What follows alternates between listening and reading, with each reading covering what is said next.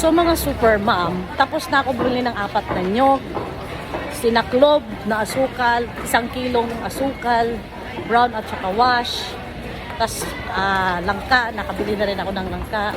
So pupunta ako dito sa suki namin ng plastic kasi bibili ako ng disposable tawag nito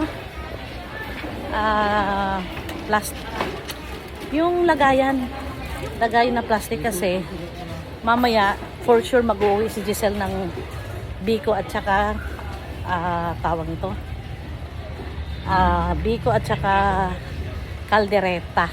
Ayan, kasi gustong gusto din ng nanay nila, mga kapatid niya, yung kaldereta natin, di ba? Bongga.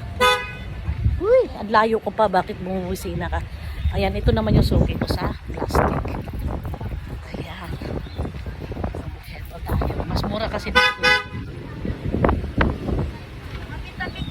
Puchik ka! Kumari ko pala ang bumubisina sa akin kanina pa, walang hiya. Ay. Kuya, ito magkano? Okay na ito, ibalik Ay, ganda, ako. magkano to? Nasa office lang ako, thank you. 85. 85. Kaya po. Fortune saka. Sa sure. Pare-pareho lang ba ang price? Kahit anong brand? Magkano ito? Alin ba mas mura dito na brand? Ha? Sure? Alin mas murang brand? Ito o sure?